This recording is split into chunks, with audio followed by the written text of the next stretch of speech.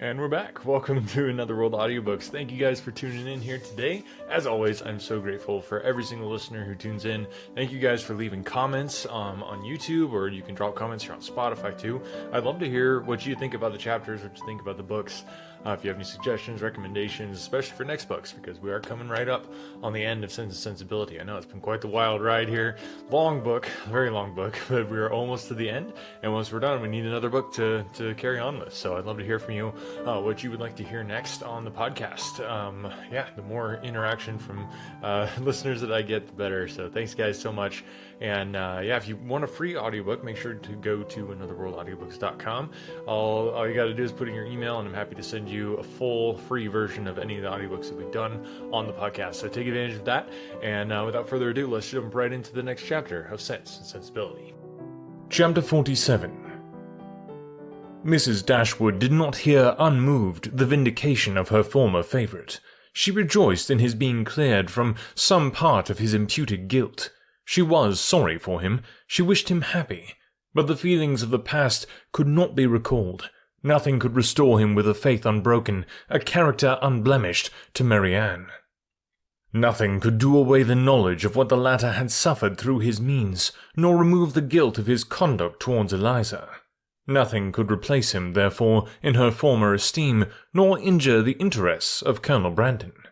Had Mrs. Dashwood, like her daughter, heard Willoughby's story from himself, had she witnessed his distress, and been under the influence of his countenance and his manner, it is probable that her compassion would have been greater.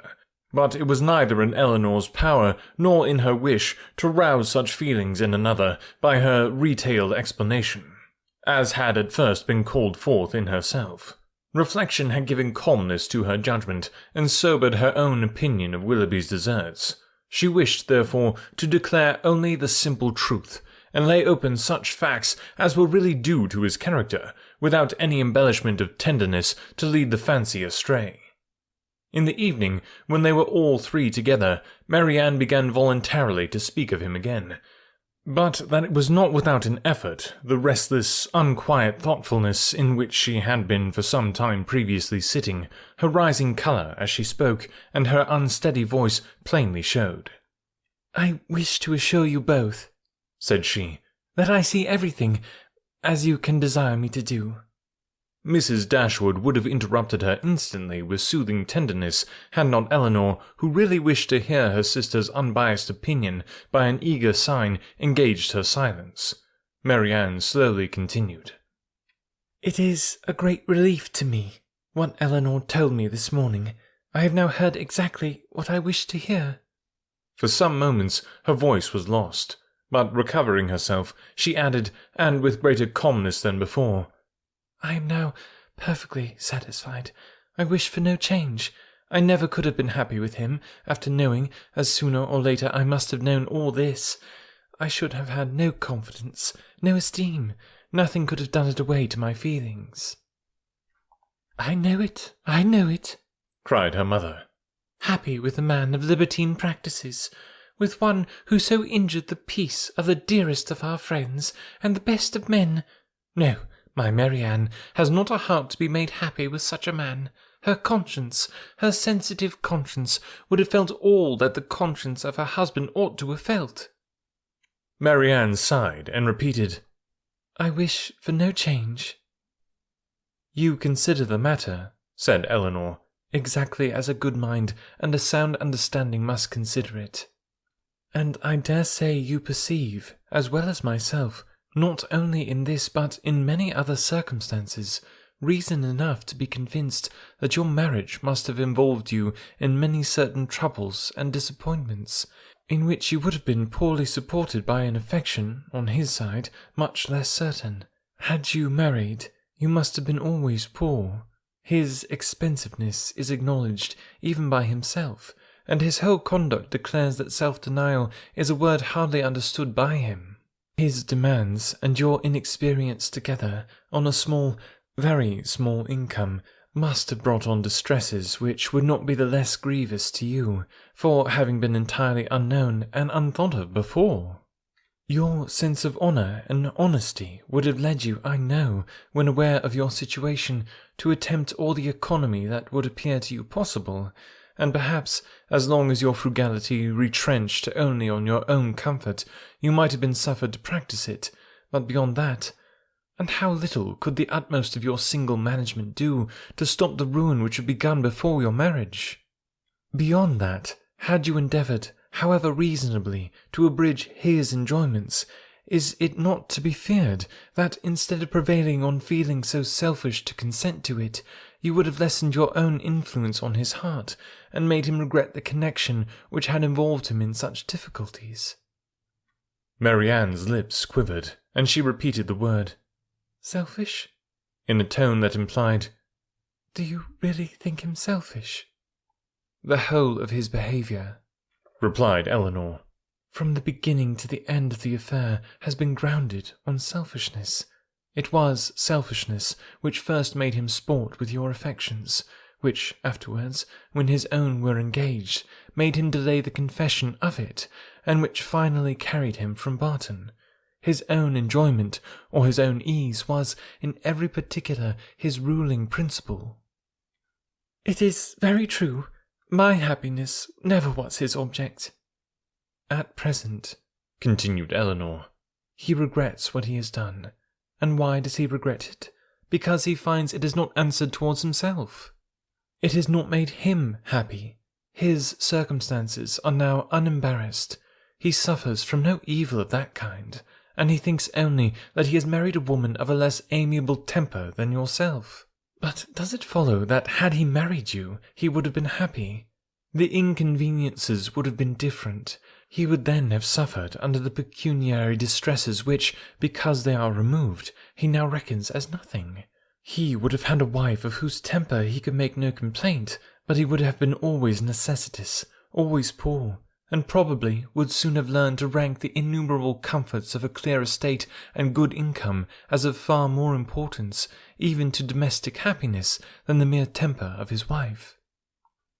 "I have not a doubt of it," said Marianne, "and I have nothing to regret, nothing but my own folly." "Rather say your mother's imprudence, my child," said Mrs. Dashwood. "She must be answerable." Marianne would not let her proceed, and Eleanor, satisfied that each felt their own error, wished to avoid any survey of the past that might weaken her sister's spirits. She therefore, pursuing the first subject, immediately continued.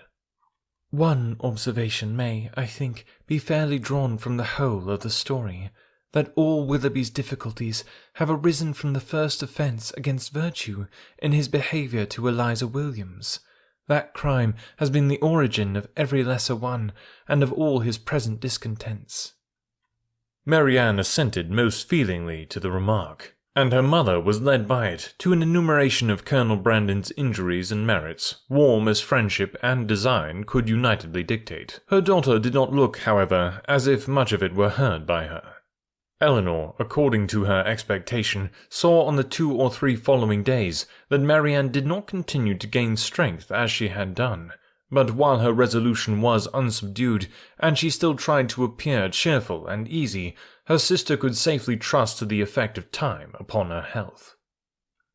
Margaret returned, and the family were again all restored to each other, again quietly settled at the cottage, and if not pursuing their usual studies with quite so much vigour as when they first came to Barton, at least planning a vigorous prosecution of them in future. Eleanor grew impatient for some tidings of Edward. She had heard nothing of him since her leaving London, nothing new of his plans, nothing certain even of his present abode.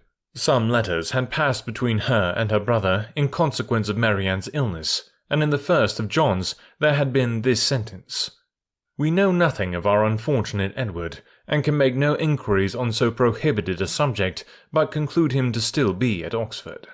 Which was all the intelligence of Edward afforded her by the correspondence, for his name was not even mentioned in any of the succeeding letters. She was not doomed, however, to be long in ignorance of his measures. Their manservant had been sent one morning to Exeter on business, and when, as he waited at table, he had satisfied the inquiries of his mistress as to the event of his errand, this was his voluntary communication. I suppose you know, Mum, that Mr. Ferris is married." Marianne gave a violent start, fixed her eyes upon Eleanor, saw her turning pale, and fell back in her chair in hysterics. Mrs. Dashwood, whose eyes, as she answered the servant's inquiry, had intuitively taken the same direction, was shocked to perceive by Eleanor's countenance how much she really suffered, and a moment afterwards, alike distressed by Marianne's situation, knew not on which child to bestow her principal attention. The servant, who saw only that Miss Marianne was taken ill, had sense enough to call one of the maids, who, with Mrs. Dashwood's assistance, supported her into the other room. By that time, Marianne was rather better, and her mother, leaving her to the care of Margaret and the maid, returned to Eleanor, who, though still much disordered, had so far recovered the use of her reason and voice as to be just beginning an inquiry of Thomas as to the source of his intelligence. Mrs. Dashwood immediately took all that trouble on herself, and Eleanor had the benefit of the information without the exertion of seeking it.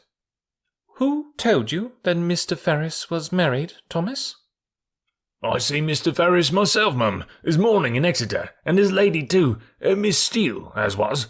They was stopping in a chaise at the door of the New London Inn as I went there with a message from Sally at the park to her brother, who is one of the postboys. I happened to look up as I went by the chaise, and so I see directly it was the youngest Miss Steele. So I took off my hat, and she knew me and called to me, and inquired after you, Mum, and the young ladies, especially Miss Marianne, and bid me I should give her compliments and Mr. Ferris's, their best compliments and service, and how sorry they was they had not time to come on and see you, but they was in a great hurry to go forwards, for they was going further down for a little while, but howsoever, when they come back, they'd make sure to come and see you."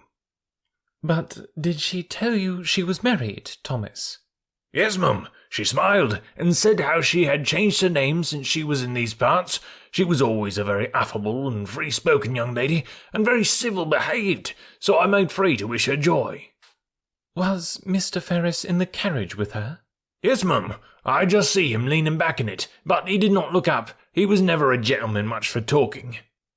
Eleanor's heart could easily account for his not putting himself forward, and Mrs. Dashwood probably found the same explanation. "Was there no one else in the carriage?" "No, Mum. Only they two." "Do you know where they came from?" "They come straight from town, as Miss Lucy, Mrs. Ferris, told me." "And are they going farther westward?" "Yes, Mum, but not to bide long. They will soon be back again, and then they'd be sure and call here." Mrs. Dashwood now looked at her daughter, but Eleanor knew better than to expect them. She recognized the whole of Lucy in the message, and was very confident that Edward would never come near them. She observed in a low voice to her mother that they were probably going down to Mr. Pratt's, near Plymouth. Thomas's intelligence seemed over. Eleanor looked as if she wished to hear more.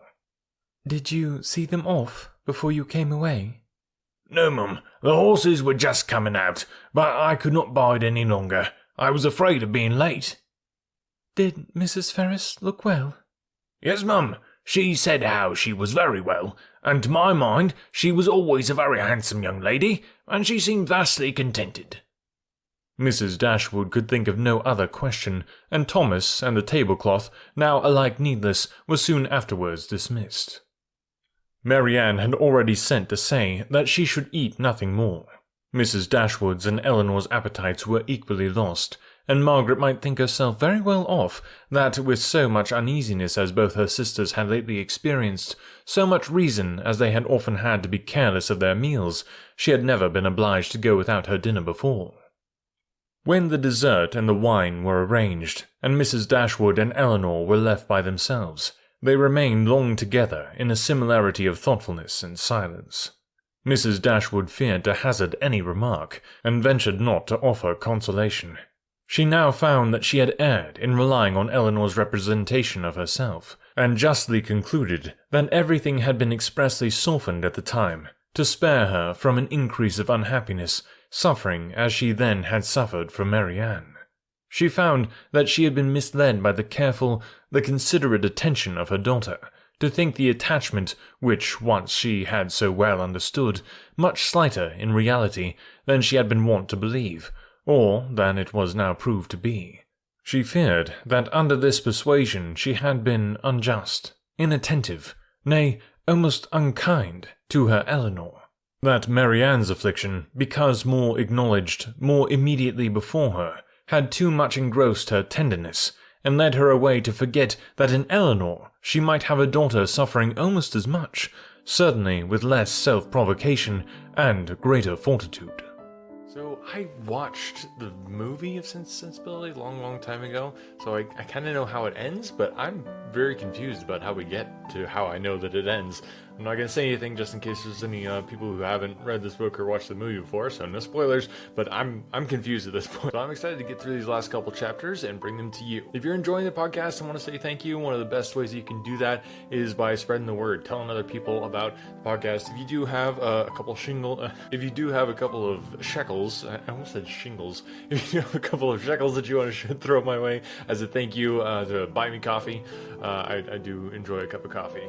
So if you do have a couple shekels, not shingles, that you want to throw my way as a thank you, you can go to Patreon, and there's another button on the website. Go to anotherworldaudiobooks.com, and you can contribute to the podcast that way as a one-off, or whatever you want to do to support the podcast. I just really appreciate all the options and buttons and links and stuff are on the website, anotherworldaudiobooks.com. But like I say, as always, if you can't do it that way, all I ask is you just share the podcast. Tell somebody that you know about the podcast. It really makes a huge difference, and I so appreciate it. Thanks guys for listening, and we'll catch you next week.